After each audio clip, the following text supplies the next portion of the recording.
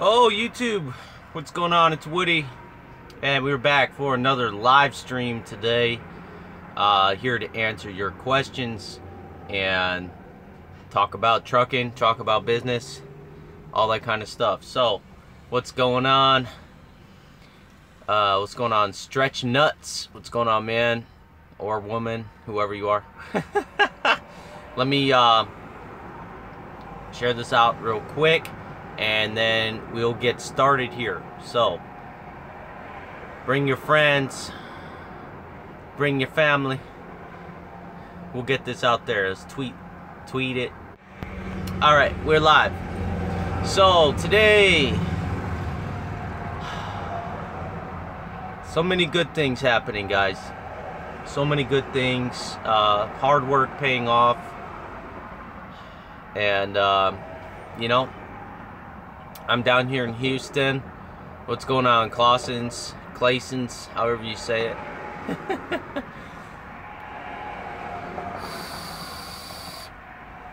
So let's get some business questions lined up here. We can talk about hiring employees, all that kind of stuff. Let me roll up the window here because it's a little noisy outside. I gotta replace this. Windshield over here because the Alaska Highway tore it up. But I kind of got the passenger one fixed with the rosin stuff yesterday, the Rain-X windshield repair kit. But I'll probably have to replace that one too. But it is what it is, maintenance. So, as you guys know, I'm working on getting a third truck. I'll know more about that hopefully tomorrow. They're still trying to get the down payment down. I'm already approved for the third truck, but they want a little bit more. They want a little bit too much money down for this truck. Now, it's a brand new truck, but it's a 2016 model. So it's, you know, it's not brand new. So I'm thinking, you know, we may be off on the price here. You know, I'm thinking the price might be able to go down a little bit. Do you use software to help keep track of your business expenses? If so, which ones? Pretty much, I do a lot of it in my head. As I grow, I'll have to probably start doing more stuff on paper, but I've been doing this so long, and I had, you know, when I was running with Prime, they had broke down everything. It made it a lot easier to keep track of stuff, so I know what to expect. I know what my fixed costs are, and then I add in fuel and maintenance, taxes, payroll, all that kind of stuff. And after that, I figure, okay, you know, so pretty much what I do is I keep a pretty big buffer of money in the business account to make sure I got enough money to cover everything. Now, I do since I file as S-Corp, I have to do a balance sheet every month. So every month I go in, I do a balance sheet, I look at my total expenses, my total profit, and most of the time I'm in the green. You know, it's been a struggle the past 6 years to stay in the green, stay in the black in this business because of breakdowns, trying to buy new equipment, all this kind of stuff. Yes, Ray, this is alive. What's going on, Rule? What's going on, little guy? But pretty much I use Client Book software, which is through 1-800-Accountants, which they're probably not the best accountant in the world to use, but they get the job done. And, you know, it allows me to access everything from my phone instead of having to, you know, do everything on paper. Everything's digital. It's, you know, connected with my business bank accounts, my business credit accounts, and it shows everything. So I can categorize all my transactions. So every time I pay payroll, I can categorize that as payroll. Every time I pay payroll taxes, I can categorize that as payroll taxes. So it automatically itemizes everything where it needs to be. So when I go to file my taxes, everything's just, you know, it's really quick, right? So it just makes it a lot easier to do it. So that's who I use. I use 1-800-Accountants with their Client Book software. You know, and then you have access to the accountant anytime. You just set an appointment and they'll give you a call. But that's who I use to do my taxes and stuff like that. Let's get some more business questions going here. What's going on today, guys? I started with Schneider. Oh, you start with Schneider IC on the 30th. All right, man. You know, I don't know a lot about Schneider, but if you have any questions about, you know, trucking business, get them out here, and I'll try to help you the best of my ability. Woody, seems this is the busiest you have been, nonstop. Yeah, man, I apologize, guys, for not having a video in the past 5 days. We've been running really hard. Well, kind of. I've been basically, you know, I hired my first driver, and we were doing orientation with him on the truck. So the past 5 days, pretty much, I've been with him. And, you know, actually longer than that, but because I did make a couple videos with him on the truck, but pretty much we've been doing orientation and that kind of stuff.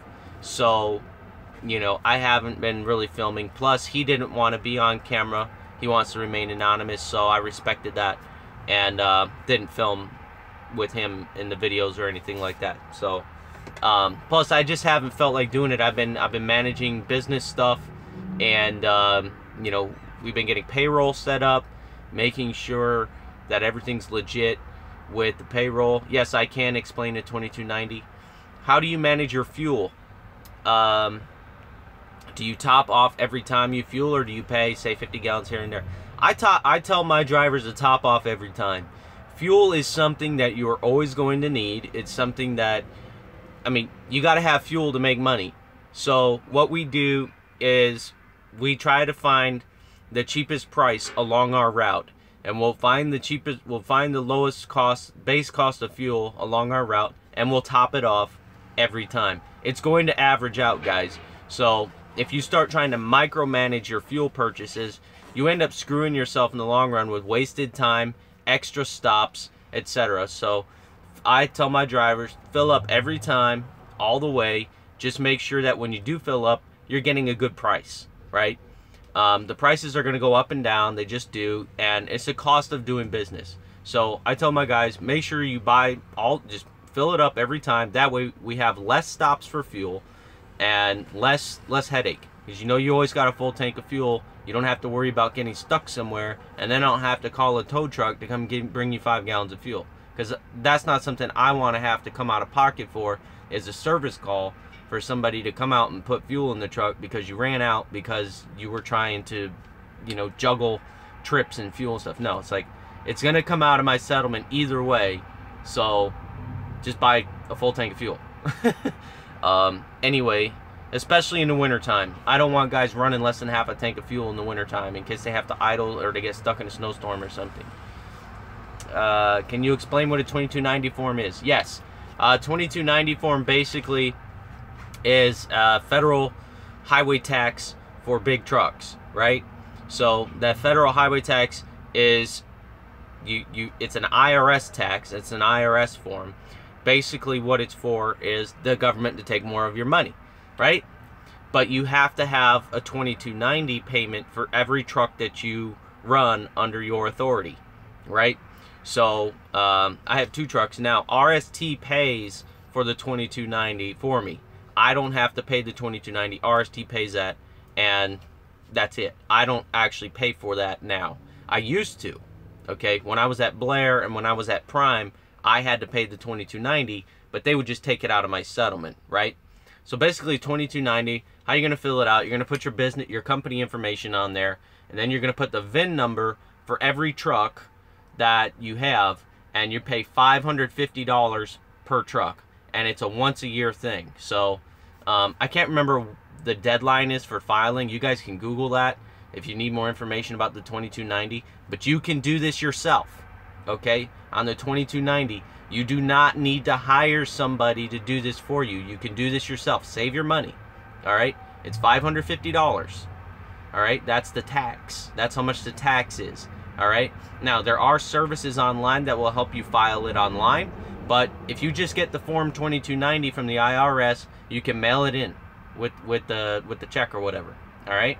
So, save your money. There's a lot of people out there, and I say kind of like scammers, that just want to get your money to do something that you could easily do yourself in 5 minutes.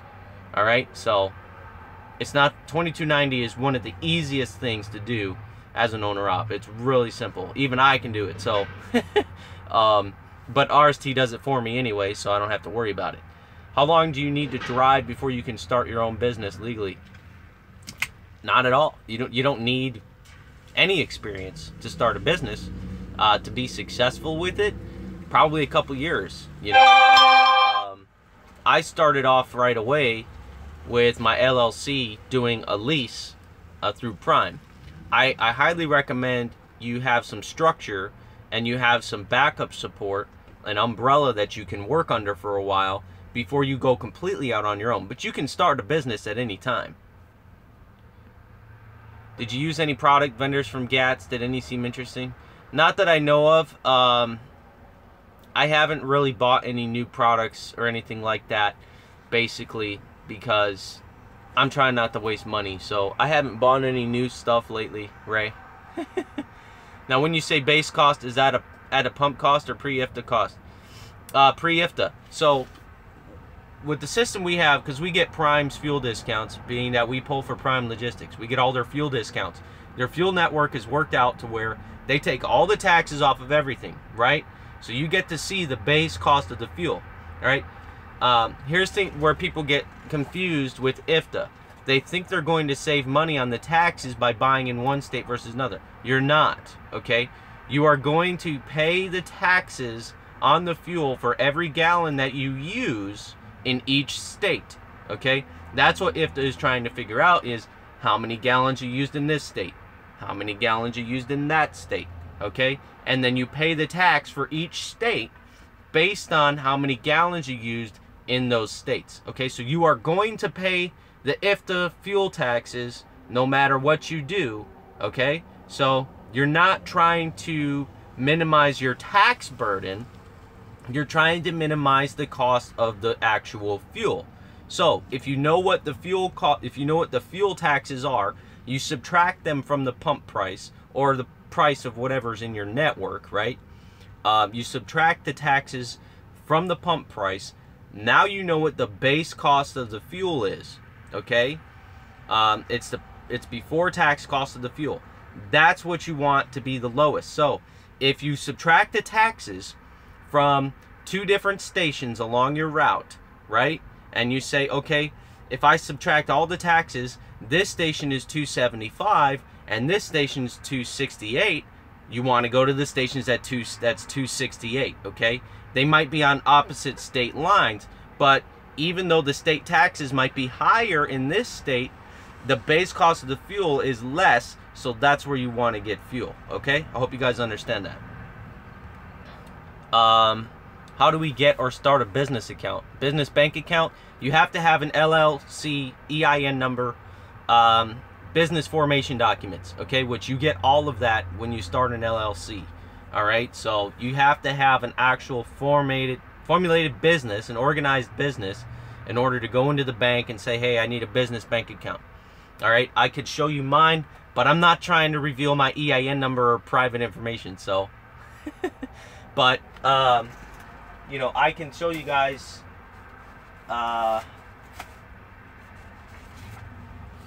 pretty much, you're going to get some business formation documents. It'll look something like this. You're going to have an IRS letter, which has your EIN. Then you're going to have articles of organization, certificates, etc., etc. All right? That's the stuff that you need to set up a business bank account. You can Google all this stuff too, but, you know, I'm more than happy to answer these questions. Can't nickel and dime the fuel. Exactly. When someone should get an LLC, S Corp, etc. Okay. That's something that you're going to have to, each individual is going to have to ask their CPA, because I can't give you tax advice or tell you how you should structure your business, because I don't know what your business is or what your business model is or how much you're going to make, etc., etc. But general rule of thumb, you know, if you're already an LLC and you're trying to decide whether or not to go to start electing as an S Corp, at least this is what my accountant told me, okay? This is not legal advice, this is just me telling you what I was told, okay? So you take all the risk. So what was told to me was once you reach a profit margin of $71,500 or more, that's when you want to start looking at electing as an S-Corp tax bracket, okay? Now at that point, you have to pay corporate taxes to whatever state you filed out of, and you also have to pay yourself a salary, and you have to pay taxes on that. So it ends up being less tax, but it depends on the structure of your business and how much money you're actually making. So those are questions there. The tax questions are stuff I can't legally answer for you because I'm not an attorney or a CPA, okay? So that stuff, I highly recommend you find a good CPA that understands trucking. And you know, I know several people have been talking about that and say, hey, try out this CPA or try out that CPA. You're gonna have to get an accountant, okay? You aren't gonna be doing this stuff yourself. You aren't gonna be doing your business taxes yourself unless you already went to school to be a CPA, all right? The tax laws change constantly. You're not going to be able to keep up with that and drive the truck and do everything else, okay? So you're not going to save money on tax preparation. You're going to have to hire somebody to help you with tax preparation, period. That's the cost of doing business. So I know a lot of people try to skirt around that and think they can do it themselves, and then they get themselves all screwed up. So don't screw yourself. Spend the money. Save yourself the time. Save yourself the headache. Find yourself a good CPA that can make sure you're taking all the proper deductions and that the business is structured properly. Otherwise, you're going to be in hot water with the IRS, and you don't want that, okay? Because that will put you out of business. That makes perfect sense. Guess you can now write off your employee driver stuff, what things, payroll taxes, payroll. I got to ask my CPA about that, Ray. Same for LLC. Form 2290 is highway use tax, $550 per vehicle per year. Yes, I covered that. Yes, CPA costs are tax deductible. That is correct. So they'll deduct on your deductions when they're doing your taxes. They'll automatically take out, you know, calculate. Hey, this was our cost, so that's a straight deduction. So all a deduction means is that you don't have to pay income tax on that money that you spent. Doesn't mean you get the money back. It just means you didn't have to pay taxes on that money. So you're still spending the money, right? So you have to be careful where you're spending your money when it comes to deductions. You know, a lot of people say, oh, it's a tax write-off, so it doesn't matter. Yes, it does. Okay. I learned my lesson with that, with the chromes, with all the chrome in this truck. All right. It's a reminder to me how stupid I was when I started this business and I bought all this chrome, right? It was a tax deduction, yes, but it was a stupid investment, okay?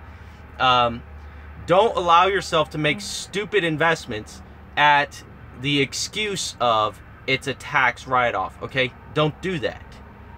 If you have profit and you need more tax write-offs because your profit's high, right? Say you have high profit and you don't want to pay a bunch of taxes, instead of giving that money to the IRS, okay, yeah, chrome isn't, you can't even write off chrome 100%, but it is a tax deduction at a certain percentage. Anyway, if you have a lot of profit coming in and you're worried about getting raped by the IRS, okay, if you're worried about getting screwed over by the IRS, spend the money on something that makes you money, something that gives you a return on that investment. And Chris is here honking the horn. Anyway, we got a bunch of stuff to go do today. But basically, something like a perfect example. Instead of buying chrome, buy something that makes you money, right? Buy another truck. Add a trailer. You know, get fuel economy add-ons that increase your bottom line, okay? Spend the money on things that reduces your cost of operation or increases your revenue, right? So don't just go spend money because it's a tax write-off. If you want a good tax write-off, there's a difference between, oh, that's a tax write-off, so it doesn't matter, and this is going to make me more money, right? So instead of just throwing my money away at chrome and new wheels and new goofy stuff for the truck, I invest in new equipment. I invest in more trucks, another trailer, another truck, etc. Okay? So, and, you know, if you have things that you're gonna have things that are absolutely necessary, and yes, write those off. But this is mainly pointing out, you know, a lot of guys will be like, oh, I'm gonna spend a shitload of money on fuel because it's a tax write-off. That doesn't make sense. You're just burning extra money for no reason to try to avoid paying you're blowing it out the stack, literally. But if you get better fuel economy and you get more money because you're getting better fuel economy, you can take that money and reinvest it back in the business. Okay, the difference between 6 miles per gallon and 8 miles per gallon is over $12,000 a year annual savings. So you take that $12,000 and you can put it right back into the business. That's a down payment on another truck. Okay, if you actually want to grow your business and you want to do more than just be self-employed, you know, you should take the money that you're profiting and put it right back in. Okay, so don't just make an excuse for why you're burning money, and that oh, I'm burning this money because, oh, it doesn't matter, it's a tax write-off. No, it does matter. Every dollar that goes out is a dollar spent, is a dollar lost that could have been spent on something else to help the company make more revenue and generate more profit and create more jobs. Okay, so we got to get going here. I apologize that this is only 20 minutes Q&A. If you guys want, feel free to leave a comment below if you're catching this on the replay, and I'll get to those as soon as I can. So you got to reinvest in the business, guys. Don't burn all your money on fuel. Okay, invest in fuel saving technologies, flow blow kit, fast fuel systems, fleet air filters. And I'm not sponsored by any of those things. These things actually work. I've tested them myself. Okay, so, but do research as well. All right, instead of burning the money on fuel, you could take that money, invest it back into the equipment, make the equipment more fuel efficient, run better, etc., etc., and then you're making more money. All right, so with that being said, you guys stay safe out there. We got to go get some shit done today, and we got to mail off this check for payroll. So anyway, stay safe out there. If you have any more questions, let me know in the comment section, and I'll get to them as soon as possible. Stay safe out there, and try not to die. Oh yeah, give a thumbs up too.